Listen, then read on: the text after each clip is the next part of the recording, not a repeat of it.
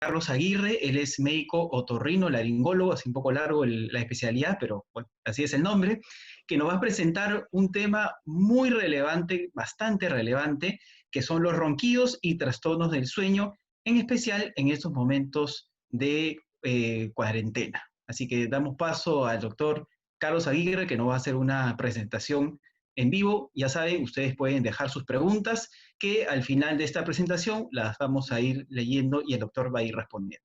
Gracias. Listo. Muchas gracias, Ian. Buenas noches con todos los presentes. Es una gran oportunidad para poder hacerle llegar a la gente un poquito del conocimiento que uno puede ir adquiriendo a lo largo del tiempo sobre una patología que es bastante común, ¿no? Y más ahora en tiempos de cuarentena, donde uno tiene que estar mucho más tiempo en casa y se nota mucho más el problema.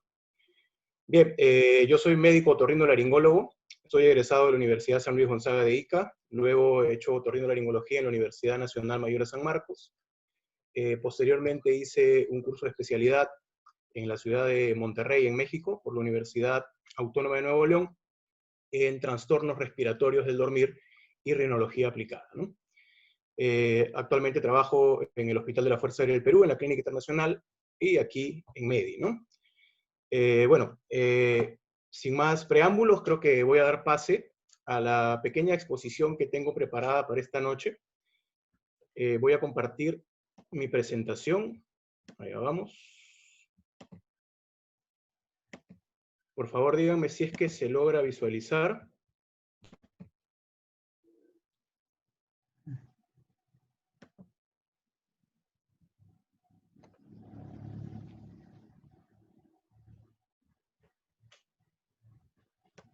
A ver, ahí va. Ian. A ver, estamos... ¿Sí? ¿Sí? Bueno. ¿Sí? Entonces, el tema que nos va a abocar esta noche son los trastornos respiratorios del sueño, ¿no? Es muy amplio, en realidad, toda la patología que podemos encontrar durante el sueño.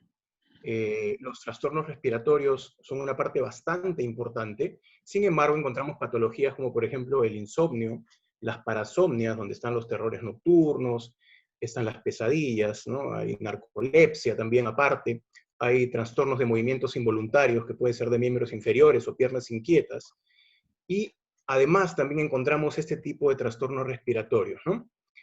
Entonces, dentro de estos trastornos respiratorios obstructivos del dormir, tenemos a la roncopatía o el ronquido simple. El ronquido simple, ¿qué cosa es, doctor? ¿Qué cosa es el ronquido simple? Es ruido. El ronquido simplemente es ruido.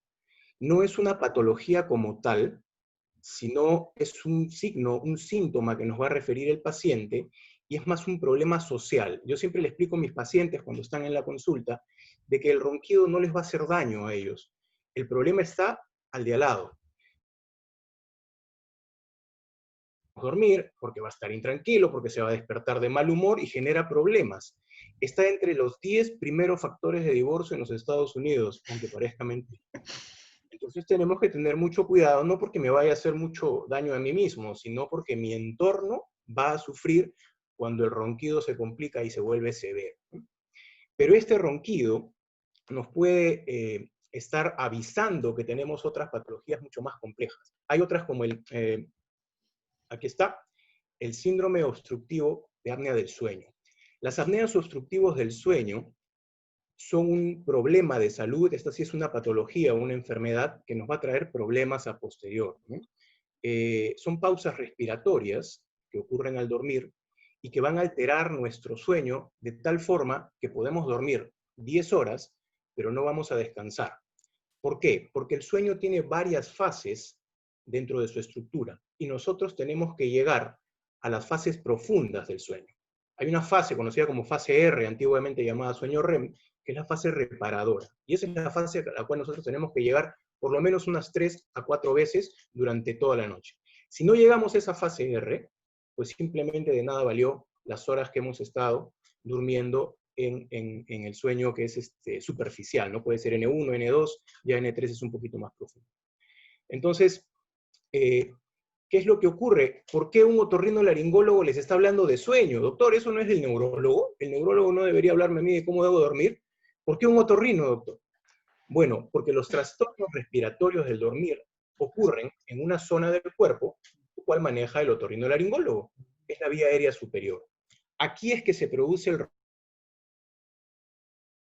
obstructiva del sueño, porque hay apneas obstructivas y hay apneas centrales. Las apneas centrales sí son enteras de mis colegas, los neurólogos, los somnólogos también la pueden manejar, pero la apnea obstructiva del sueño ocurre en esta porción de nuestro cuerpo, que generalmente es en la faringe, como podemos ver aquí, dividida en sus 3 porciones, pero que implica desde la cavidad nasal hasta la laringe. Estas porciones no las podemos ver por separado. Ese es un error común que comete la gente. Dice, ok, mi nariz es el problema. Yo me voy a operar la nariz. Voy a hacer una septoplastía y una turbinoplastía y con eso resuelvo el problema del ronquido y de la apnea del sueño. Eso es falso. Eso no es verdad. La nariz es parte del problema, pero no es el todo. Siempre explico que es como un rompecabezas. Si yo tengo solo una pieza del rompecabezas, jamás lo voy a poder armar. Necesito encontrar el resto de piezas para poder armarlo y así ayudar a mi paciente, ¿no? Entonces, este es el área del otorrinolaringólogo. Aquí nos vamos a enfocar nosotros y es donde tenemos que buscar las respuestas y dar el tratamiento. Entonces, el especialista para este tipo de problemas es el otorrinolaringólogo. Este es un video para que entiendan qué cosa es una apnea, doctor, pero usted me habla de apnea, pero yo no entiendo qué es la apnea. Bien, las apneas son pausas respiratorias que tienen que cumplir ciertos parámetros para que puedan considerarse como tales. Tienen que ser mayores a 10 segundos, ininterrumpidas por más de 10 segundos, que el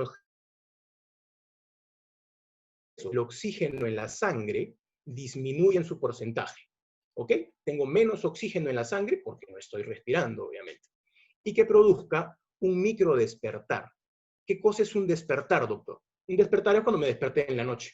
Soy consciente de que en la noche me desperté porque me estoy ahogando. Pero un micro despertar es inconsciente. Es solamente saltar de una fase profunda de sueño, regresar a una fase superficial. Y así estamos saltando toda la noche. Me voy a la fase profunda, tengo apnea. Regreso a la superficial. No estuve ni 10 segundos en la fase profunda, entonces no puedo descansar. Este es un ejemplo de una paciente, mujer, es más común en los hombres la apnea del sueño, pero esta es una mujer de 51 años, que presenta solamente 33 apneas por hora. Digo solamente porque tengo pacientes con 90, con 100 apneas por hora, que son mucho más severos, pero es un claro ejemplo de lo que pasa. Espero que el audio me acompañe. En este momento la paciente está en apnea, ella no respira.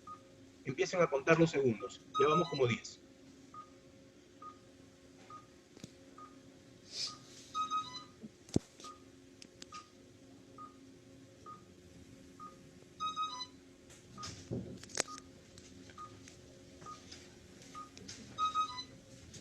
Va a romper.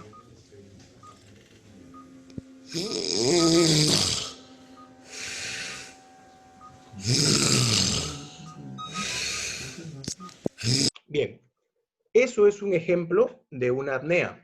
Como ven, ha durado mucho más de 10 segundos. Prácticamente con el video completo, sus apneas duran aproximadamente 40 segundos. Son 40 segundos que ella está sin respirar 33 veces por hora. Entonces, la cantidad de minutos que ella pasa sin respirar durante la noche es demasiado alta. Imagínense un paciente que tiene más de 60 apneas por hora. Este es un paciente realmente peligroso porque cada minuto se pasa entre 30 y 40 segundos casi sin respirar. Entonces, imagínense ustedes están respirando solamente 30 segundos por minuto durante la vigilia, cuando están despiertos. Sería un problema realmente importante, ¿no? Esto es lo que ocurre en la noche, por eso es que estas personas no descansan, y el ronquido es simplemente cuando el cuerpo rompe esa obstrucción que se genera por la apnea, y bueno, genera el ruido que han escuchado. Ojo, no todos los pacientes que roncan tienen apnea del sueño, obviamente no, pero el 99.9 pacientes que tienen apnea del sueño, roncan. O sea, hay una diferencia ahí. No todo roncador tiene apneas, pero todo el que tiene apneas, ese sí ronca, ¿correcto? Entonces, ¿por qué se produce una apnea? ¿Qué es lo que ocurre? Esta es una representación de la vía aérea superior, ¿no? Comenzamos, espero que se vea el puntero, desde aquí arriba, tenemos la nariz, y vamos a llegar hasta la vía aérea inferior donde están los pulmones. Aquí vemos la tráquea y los pulmones, ¿correcto? Entonces, ¿qué es lo que va a ocurrir? Nosotros, al inspirar, hacemos que el aire ingrese hacia los pulmones a través de este tubo, que es la vía aérea superior. Es como tener una cañita, siempre le explico a mis pacientes, un sorbete. Yo necesito generar una presión negativa para que el aire ingrese. Negativa va a generar una presión también sobre estas paredes de este sorbete. Las va a llevar hacia adentro, porque genera una presión concéntrica sobre estas paredes. Sin embargo, ¿por qué no tenemos todos apnea entonces? Porque estas paredes tienen una resistencia, tienen una capacidad de resistir esa presión concéntrica y generan una fuerza que es igual, pero inversamente proporcional. ¿Me dejo entender? Van a generar una fuerza hacia afuera. Por lo tanto, las paredes no se van a dejar colapsar, no van a colapsar, van a seguir y mantener su posición. En los pacientes con apnea del sueño, este equilibrio se rompe. Al momento de inspirar, es como tener la cañita, inspirar en la cañita y taparla por abajo. ¿Qué va a ocurrir con la cañita? Se colapsa. Eso es lo que pasa con nuestra vía aérea superior cuando tenemos episodios de apnea del sueño, apnea obstructiva del sueño. Entonces el aire no va a ingresar hacia los pulmones, no va a pasar a la sangre, y nosotros vamos a tener una desaturación de oxígeno, un porcentaje menor de oxígeno en nuestra sangre. Nuestro cerebro lo va a interpretar con hipoxia, o sea, no llega la sangre con suficiente oxígeno a nuestro cerebro, y nuestro cerebro dice, pero ¿qué me está pasando? Me estoy muriendo, algo me pasa. Es por eso que el paciente rompe, el cerebro le indica que rompa esa apnea de alguna manera, y micro despierta al paciente para que pueda aperturar esa vía aérea. Eso es lo que va a ocurrir en los episodios de apnea del sueño. ¿Eso qué nos va a generar? Que el corazón lata más rápido, que aumente la presión arterial y que no nos deje dormir. Eso es lo que ocurre. Bien, entonces esto era lo que les comentaba, se produce la obstrucción de la vía aérea superior mientras el paciente está durmiendo. ¿Por qué? Porque hay una fácil colapsabilidad de la faringe. Hay una mayor relajación muscular durante el sueño. Nuestros músculos en vigilia, o sea, despiertos, están fuertes, activos, firmes. En cambio, durante el sueño, todos se van a relajar. Se relajan los bíceps, se relajan todos, también los músculos de nuestra faringe. Es más fácil que se colapsen si están relajados. Y mientras más profundo sea el sueño al que llegamos, más fácilmente se va a colapsar porque más relajados están. Eso es lo que estamos conversando. La obstrucción nasal se duplica durante el sueño. ¿Es la nariz un factor importante para roncar? Pues sí. Para la apnea del sueño, definitivamente sí. Porque la nariz se ha hecho para respirar. La boca no. Si yo respiro por la nariz, el aire va a llegar a través de un flujo turbinal hacia la vía aérea inferior y va a llegar limpio, va a llegar más caliente, va a llegar mucho más húmedo. Y eso nos permite que funcione mucho mejor todo nuestro aparato respiratorio. Si yo respiro por la boca, el aire entra sucio, entra frío y entra de golpe. Va a inflamar todas las paredes de la vía aérea superior y va a ser más fácil que se colapse, ¿no? Por eso es tan importante que todo paciente que tenga problemas de ronquido, de apnea del sueño, le mejoremos la respiración nasal. Tiene que respirar muy bien por la nariz como inicio de un tratamiento que va a tener probablemente varias fases más. Entonces se interrumpe el pasaje normal del flujo ventilatorio de los pulmones con todas las complicaciones que les he mencionado. Bien, esta diapositiva lo que nos muestra son los síntomas que podemos tener durante la noche y también durante el día. Los síntomas nocturnos, como dije, son el ronquido, que es el ruido que vamos a generar, el que molesta a la pareja de cama o a veces incluso a toda la familia que vive en un departamento o en una casa. Las apneas atestiguadas, que son los episodios que la pareja viene y me narra al consultorio. Me dice, doctor, ¿sabe qué? Yo me asusto porque mi esposo o mi esposa de repente está roncando y se queda sin respirar. Y yo tengo que despertarlo porque se está ahogando, doctor. Yo creo que se va a morir, se está ahogando.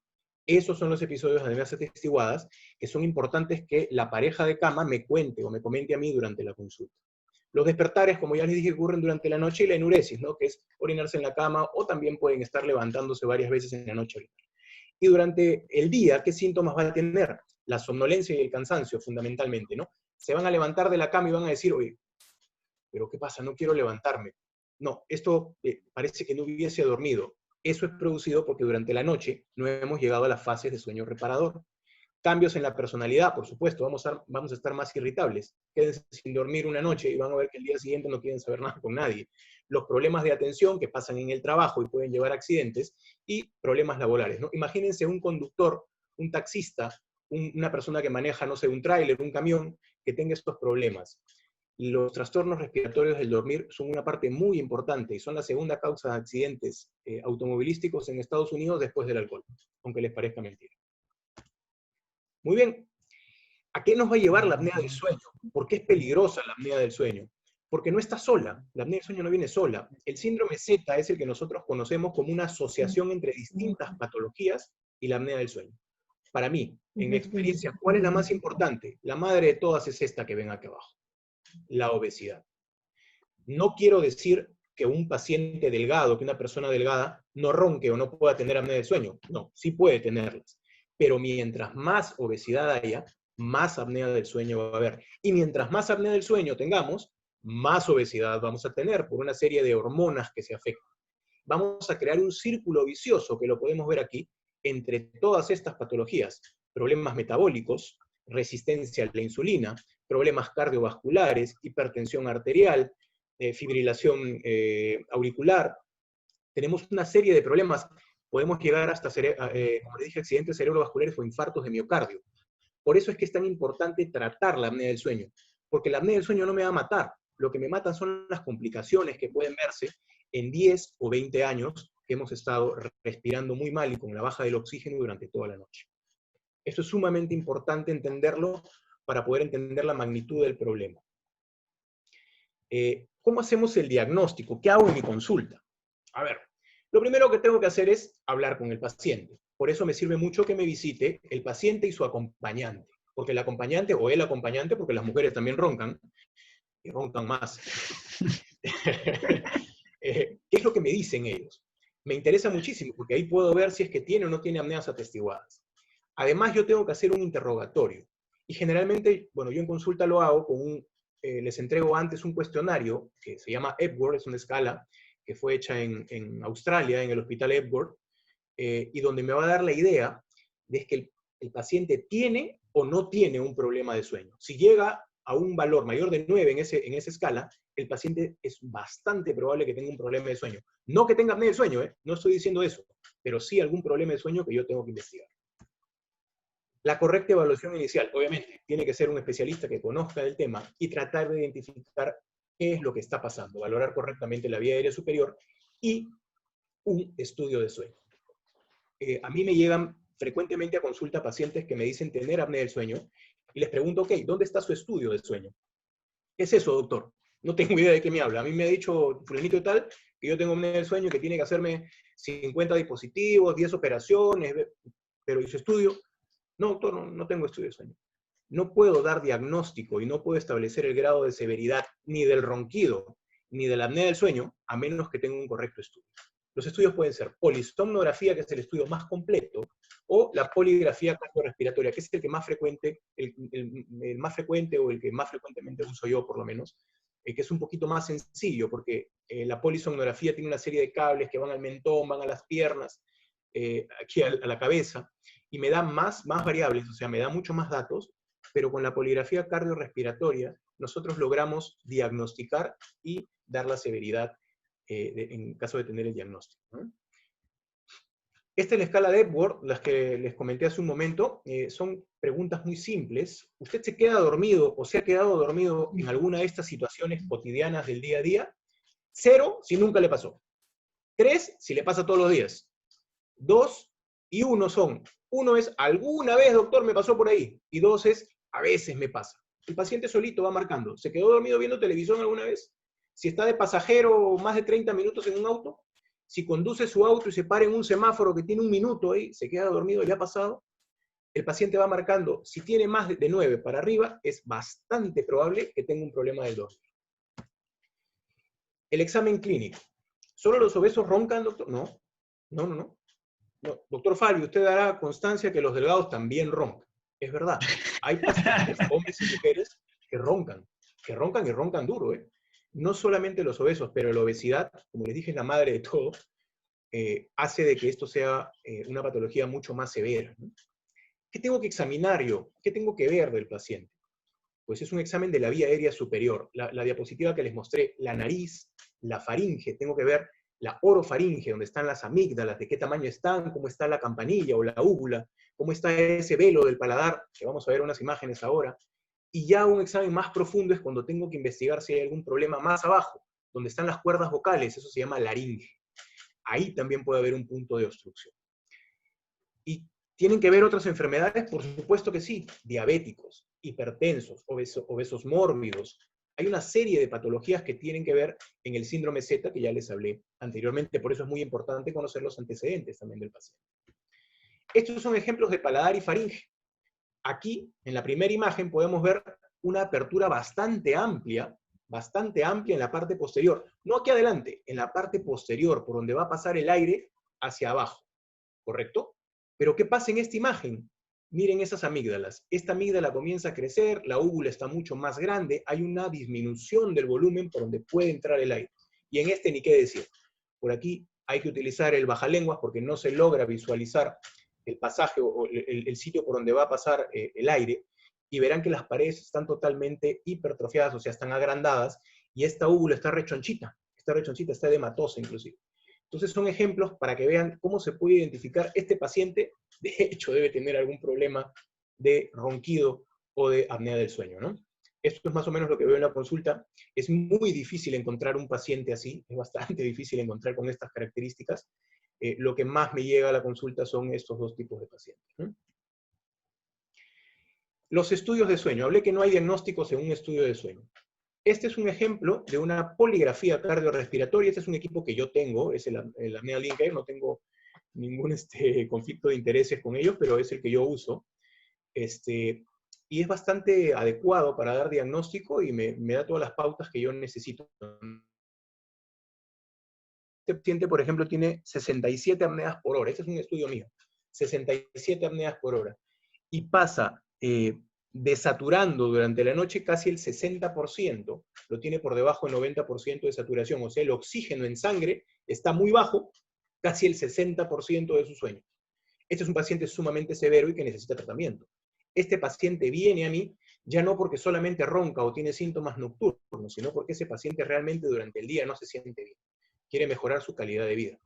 Y este es un ejemplo de una polisomnografía. Como le decía, tiene mucho más cables, el aparataje es mucho más amplio, pero también me da un resultado con un hipnograma, con otras cositas que son un poquito más metódicas ya para la especialidad, pero que sirven mucho en el caso de querer hacer diagnósticos diferenciales o en pacientes que tengan comorbilidades importantes. Viene la parte que de repente más les interesaba. ¿Qué hacemos, doctor? ¿Qué hago con mi camión, con mi esposo, con mi esposa? ¿No? ¿Qué hacemos? Bueno, ¿la apnea del sueño tiene tratamiento? Sí, sí tiene tratamiento. ¿El ronquido tiene tratamiento? Sí tenemos tratamiento. Existe tratamiento médico y existe tratamiento quirúrgico. Dentro del tratamiento médico, el gol estándar para este tipo de patologías, o sea, el que se usa número 1 mundialmente, se denomina CPAP. Son los llamados sistemas de presión positiva. Ahí tengo una fotito. Esto es un CPAP. Esta maquinita es como una compresora de aire, pero y va a través de un tubito, termina en una mascarilla. Hay todo tipo de mascarillas. Hay faciales, hay nasales nada más, hay olivares, o sea, olivas nasales, y estas mascarillas crean un sistema de presión positiva. Yo les expliqué que la presión negativa hace que se cierre la vía aérea superior. Si yo introduzco presión positiva y las empato, las igualo, ya no se va a cerrar la vía aérea. En eso se basa este sistema, ¿no? Obviamente tiene que ser con un estudio de sueño previo, tenemos que tener cuáles son los valores que voy a ajustar el CPAP, o sea, el CPAP es especial para cada paciente, es como comprarse un par de lentes, yo no puedo usar los lentes de alguien más. El CPAP también tiene que tener los valores que el médico ha visto, que el especialista ha visto que necesita el paciente para su caso, ¿no? El DAM, que es un dispositivo de avance mandibular, lo hacen los odontólogos, este es un ejemplo, que también sirve en algunas ocasiones. Hay que estudiar si es que va a funcionar, no va a funcionar, y está recomendado por la Academia Americana de Sueño para casos de ronquido y de apnea leve. Para casos de apnea moderada o apnea severa, no lo recomiendan. Sin embargo, yo tengo una idea un poquito distinta. Yo creo que el DAM debe de usarse en todas las situaciones en que nos sea útil. No importa la severidad. Si el DAM me ayuda a mejorar al paciente y lo puedo combinar con otros tratamientos, definitivamente lo tengo que usar. La terapia miofuncional. Este es un concepto realmente nuevo. 5 o 7 años, y es bastante sencillo. Les pongo un ejemplo. Si yo quiero que mis bíceps sean mucho más grandes, lo que tengo que hacer es ir al gimnasio y trabajarlos. Entrenarlos, hacer pesas, hacer ejercicio anaerobio. Eso es lo que tengo que hacer. La terapia miofuncional se basa en el mismo principio. ¿Dónde se usa? En la faringe, en la musculatura de la faringe, en la musculatura de la base de la lengua y en la laringe. Los ejercicios que hace la terapia miofuncional hacen que mis músculos se fortifiquen y que sean más difíciles de colapsar, que no se cierren. Ese es el objetivo de la terapia miofuncional. ¿Cuál es la desventaja que tienen? Que a veces el paciente tiene poco apego a ellos. No se pueden hacer por 2 días y de ahí dejarlos. Se necesita terapias largas, meses de evolución para que se comiencen a notar los resultados. No es como el CPAP, que un paciente severo se lo pone, le gusta, siente el cambio al día siguiente de inmediato y se enamora de su equipo. Ese paciente encontró la solución a sus problemas. Pero hay pacientes que no lo toleran, que se ponen esto y, doctor, ¿sabe qué? Dormir con la máscara es un matapasiones, no quiero, me molesta, me levanto con la nariz tupida, no me deja. Ese paciente tiene poco apego por el CPAP y hay que buscarle otras alternativas. O hacer una optimización en el uso del CPAP, que ahí sí entra terapia miofuncional, hay tratamientos quirúrgicos, tratamientos médicos. Manejo multidisciplinario. No solo yo manejo la apnea del sueño, yo necesito un equipo conmigo. Hay pacientes que necesitan un control por endocrinología, porque su obesidad debe ser controlada por un endocrinólogo. Tengo que hablar con él. Necesito de un odontólogo para hacer un dispositivo de avance mandibular. Tengo que hablar con él. Necesito de un neumólogo que utiliza un servoventilador, un BiPAP, mejor que yo. Tengo que trabajar con ellos. Es un manejo en conjunto, pero el otorrinolaringólogo tiene una gran parte en este manejo, ¿no? Y medidas de higiene del sueño, que eso en realidad aplica para el día a día, para la vida normal y la calidad de vida y de sueño de todos los pacientes. ¿De qué estamos hablando? Dispositivos electrónicos, por ejemplo, en la habitación. El celular, aquí agarro, a ver, estoy con la luz prendida de mi cara. Ok, nosotros nos manejamos por ciclos. El ser humano se maneja por ciclos para dormir. Cuando llega el ciclo de la noche y hay oscuridad, hay unos neurotransmisores que saltan. El más conocido es la melatonina, de repente por algunos han escuchado hablar de ella, que cuando hay oscuridad disparan una cascada que nos lleva hasta el sueño. Eso se pierde cuando tenemos el celular, el iPad, tenemos no sé, la tablet, tenemos un televisor al frente. Esa luz que nos emiten no permiten que tengamos un sueño totalmente reparador. Eso es parte de la higiene del sueño. Comer inmediatamente después de haber ingerido alimentos. Es un gravísimo error. Debemos esperar por lo menos 1 hora para poder acostarnos con mayor tranquilidad. El hecho de hacer ejercicios durante la noche tampoco no es muy bueno. Lo mejor para hacer el ejercicio es en horas de la mañana, muy temprano. Y así una serie de cosas, por ejemplo, el uso de medicamentos, de alprazolam, que la gente lo toma como si fuera caramelos de limón. Eso no es bueno, porque alteran nuestro ritmo, alteran nuestro ciclo circadiano, alteran el ciclo de sueño. Y después es un problema para poder normalizarlo cuando los queremos retirar. La toma de café, algunos relajantes musculares, todos ellos influyen sobre nuestra calidad de sueño. También existe el manejo quirúrgico. Ahí viene mi parte. Yo me encargo de hacer esto. La cirugía nasal es un arma bastante importante, porque como expliqué, la nariz es el inicio del problema. La optimización del CPAP a través de cirugías que nos permita rebajar las presiones que utilizan, mejorar la calidad del CPAP. El DICE es una prueba no diagnóstica, sino de topo diagnóstico. Me dice dónde está la obstrucción. Yo hago dormir al paciente en sala de operaciones, introduzco una canulita, un fibroscopio, y logro mirar dónde se está cerrando esa faringe, dónde está la vibración, el flúter.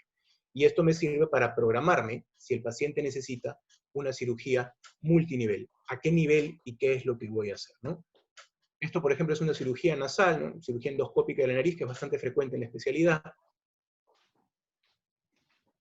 Aquí tenemos un Coblator, que es un equipo que utilizamos, tampoco no hay conflicto de interés, pero es un tipo de radiofrecuencia sumamente útil para la patología del dormir. Para terminar, vamos a resumir. El ronquido es la punta del iceberg. Es un síntoma, es ruido, es un problema social. Pero lo que no vemos, lo que está debajo del agua, es el verdadero problema que nosotros debemos tener cuidado y debemos de tratar. La verdadera apnea del sueño, que puede ser leve, moderada o severa, es la que nos puede traer repercusiones a posteriori. ¿no? Como le digo, el ronquido y la apnea del sueño no son una patología exclusiva de los gorditos, es una enfermedad que puede traer consigo consecuencias a mediano y largo plazo. Para un correcto manejo del paciente, siempre debe tener un estudio de sueño validado por un profesional, ¿no? El ronquido y la apnea del sueño sí tienen tratamiento, pero debe ser individualizado. No existe una cura mágica para el ronquido. No existe el que me pongo aquí un piercing y eso me hace respirar mejor. Me pongo una bandita y eso me cura el ronquido. Lamentablemente eso no existe, o yo me quedo sin trabajo. No existe. Eso no es verdad. No es verdad. Muchas gracias por su atención. Pasamos a las preguntas, ¿sí? Por favor. Sí, sí, y gracias al doctor Aguirre por esta excelente exposición. Yo la verdad que me he quedado casi en una apnea escuchando tu ponencia, Carlos, casi ronco en el camino, no por aburrimiento, sino porque me quedé, sí, me quedé sin respirar. Sí, hay algunas preguntas bastante interesantes. Realmente la A ver. charla ha traído varias personas. La primera es, doctor, ¿el ronquido puede ser hereditario? No, exactamente hereditario no es, pero sí hay factores genéticos que hacen que la musculatura de la faringe, por ejemplo, sea más lábil que en otras personas. Es como, por ejemplo, hay gente que se para al sol y suda mucho, y otras personas no. Hay gente que tiene tapones de cerumen y hay gente que no, ¿no? No es que sea hereditario exactamente, pero sí hay una predisposición, ¿no? Porque digamos, la musculatura faringea tiene cierto grado de colapsabilidad según la persona, y eso se ve en los genotipos y en fenotipos, ¿no? No es hereditario, pero sí hay un factor. Nos pregunta acá en ese caso, mi hijita tiene 10 años, o sea, es una edad bastante joven. Aparentemente se ha hecho todas las pruebas de sangre, se ha hecho el peso, aparentemente está bien, y ella ronca mucho. ¿Alguna Ya. sugerencia? Sí, sí, definitivamente sí. A ver, primero, la población pediátrica en este tema es un tema aparte, es un tema distinto a la población adulta, ¿no? Los niños no deben roncar. Así de simple. Un niño no debe roncar y menos tener apnea del sueño. Para un adulto, tener apnea del sueño se considera como leve cuando tiene 5 episodios hasta 14 episodios por hora. Entre 15 y 30 se considera moderada y más de 30 es severa. Pero en los niños no. Los niños de 0 a 1 es normal. Hasta 5 estamos hablando de leve. 10, moderada. Más de 10 es severa. O sea, la severidad es mucho más rápida en la población pediátrica. ¿Qué es lo más común? ¿Por qué roncan los niños con mayor frecuencia? Problemas nasales. Generalmente los niños tienen amígdalas y adenoides que están en crecimiento. En las edades antes de los 10 años normalmente tienen una hipertrofia adenoidea o una hipertrofia amigdaliana que va disminuyendo cuando ellos, pero hay personas que no, hay niños que no. En esos niños hay que, obviamente, hacer el diagnóstico correcto, hay que estar seguros de lo que está pasando, y lo que en el 90% de los casos mejora a estos pacientes es una cirugía. Puede ser una amidalectomía o una adenoamidalectomía, es decir, retirar las adenoides y retirar las amígdalas. Pero hay niños que ese no es su problema, que ya le hicieron los estudios, que tienen una radiografía donde no se ven adenoides grandes, pero el niño sigue roncando. Ahí hay que tener ciencia, ahí hay que estudiarlos, hay que saber, de repente es un cuadro de rinitis alérgica, de sinusitis, que no lo deja respirar bien por la nariz, el niño abre la boca, se inflama y está ronque. De repente no es un problema por ahí, va por otro lado, hay que hacerle un estudio de sueño, hay que hacerle un DICE, son niños que son los menos, o sea, son la menor cantidad de los pacientes, porque la mayoría resuelven con una adecuada cirugía, dando un diagnóstico correcto, pero estos pacientes hay que estudiarlos, ¿no? Hay que estudiarlos muy bien para poder ayudarlos. Una cosita más, antes la pregunta me hizo recordar algo que quería decir. No cansancio que se ve en los adultos. Los adultos en el día nos despertamos y nos despertamos cansados. No queremos trabajar, no queremos hacer... El niño no. El niño se levanta irritable e hiperactivo. Y eso lo demuestra en la escuela. Le dicen, no, su niño tiene un trastorno de déficit de atención. Su niño tiene otro tipo de trastornos. Pero haciéndole un correcto estudio, por ahí que de repente el niño no tiene nada de eso, sino tiene problemas al dormir. Y ellos lo manifiestan siendo irritables e hiperactivos. Esas son la gran diferencia que tienen con los adultos. Bueno, o sea, ya con esa explicación, varias de las preguntas se han respondido porque era sobre eso. También Gabus Agüero nos hace un comentario, una réplica, creo que a su comentario, doctor. Dice, las mujeres no roncamos, sino cantamos suavecito. Yo siempre les hago una broma a mis pacientes. Las mujeres roncan de noche, pero rugen de día, así que mucho cuidado, ¿eh? Uy, caracho, creo que en su casa va a tener problemas, doctor, después de ese Ahora que está comentario. escuchando la charla. Acá Esther Carrillo nos dice, mi esposo ronca y duerme donde está sentado. ¿Eso es frecuente? Lo que pasa es que los pacientes que tienen problemas del dormir, o sea, problemas del sueño durante la noche, tienen la tendencia a quedarse dormidos durante el día, tienen somnolencia diurna. Yo tengo consulta, están hablando conmigo y se están durmiendo, no pueden mantener una conversación. Y la gente no lo puede creer, o sea, está sentado afuera del consultorio, comienza a roncar, y los demás pacientes que estaban esperando, doctor, allá afuera hay alguien que se queda sin respirar, doctor. Allá afuera hay alguien que no, doctor, no me deja ni siquiera escuchar la música en mis audífonos. Y eso pasa, se sientan o se recuestan sobre, no sé, sobre el sofá y se quedan dormidos. Eso es porque no están descansando correctamente durante la noche, que es donde debemos de dormir, ¿no? Bien, acá es una pregunta bien interesante.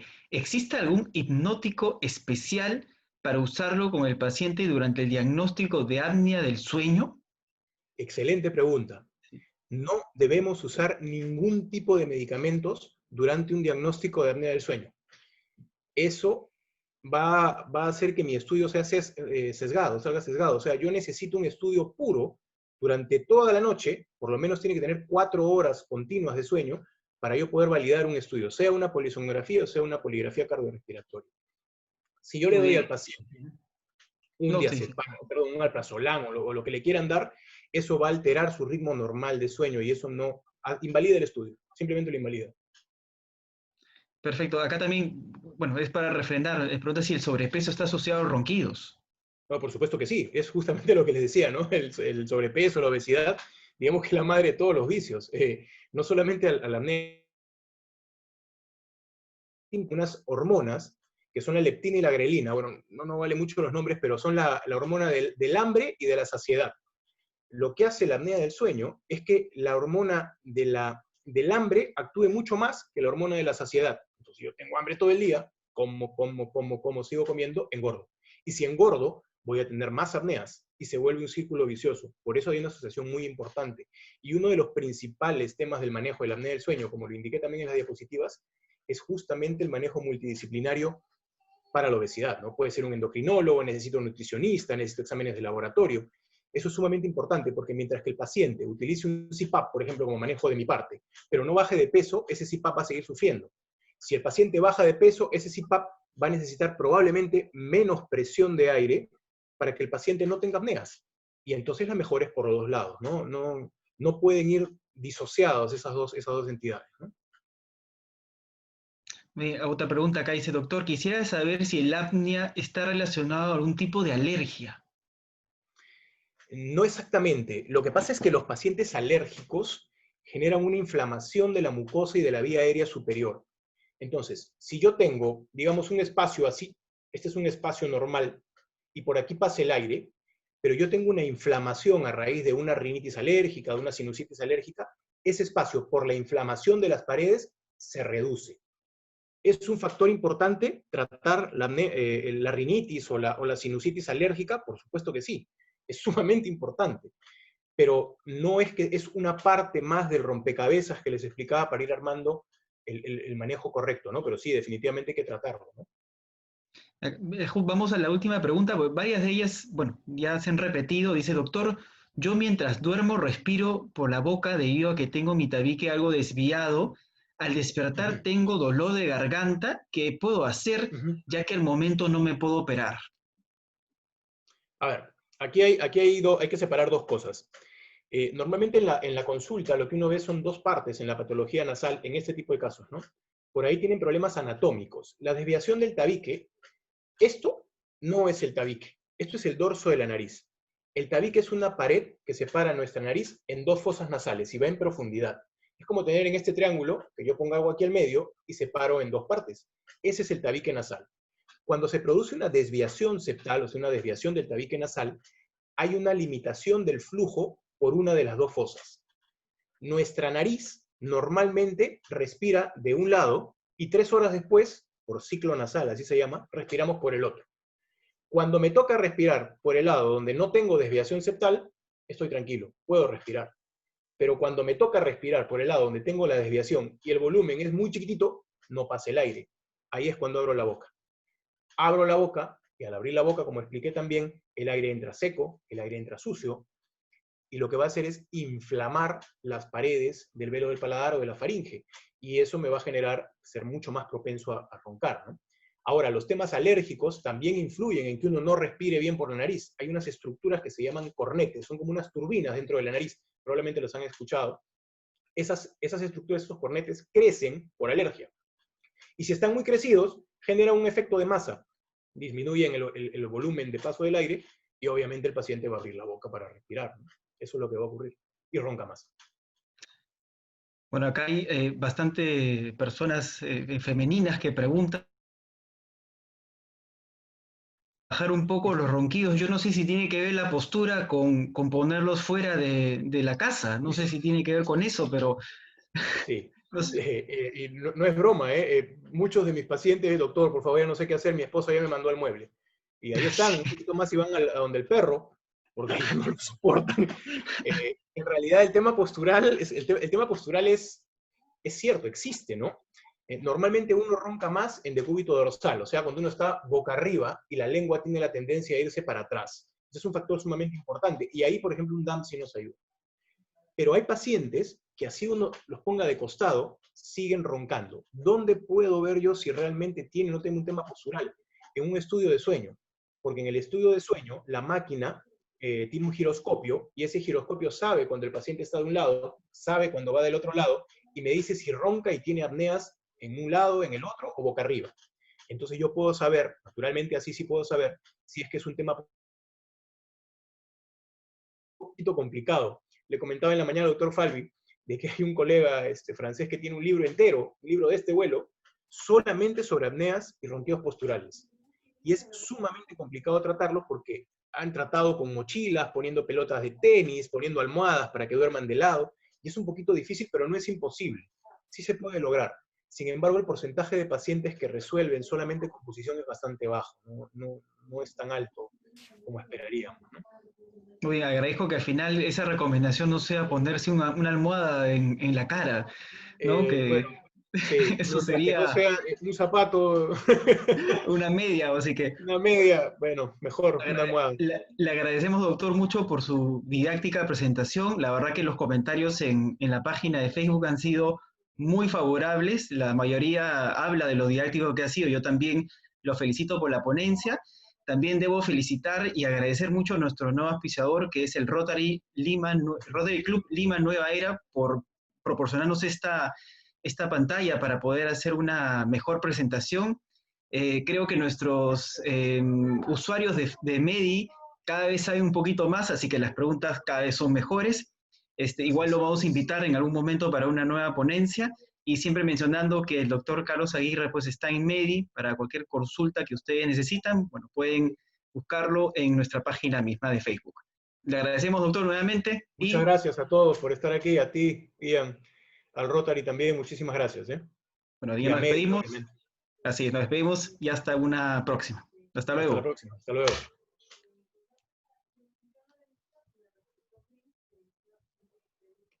Se acabó. ¿Listo? Ya, así, ya lo corté ya pueden respirar, ya. Allá, uf. ¿Ya? Ya. Ya lo corté, ya. Oye, Ya muy está. bien, Carlitos, ¿ah? Muy Ahí bien, fue, ahí se fue. muy Espérate, bien. me saco esta cosa, viejo, que me está matando el calor de esta